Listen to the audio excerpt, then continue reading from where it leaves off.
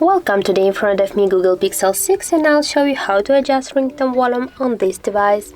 So first you should go to the settings app and here find the sounds and vibration section, and right there you got the ringtone notification volume panel.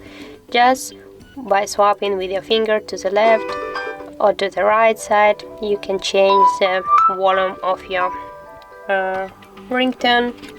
Now just if you will tap here or press here on the volume buttons and you'll go here to the three dots icon, you can also change the ringtone volumes, the call volumes, and just tap to done here.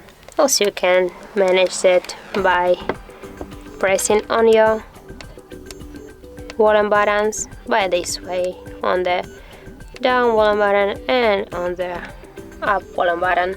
So that's it. If you found this video helpful, leave like, comment and subscribe our channel.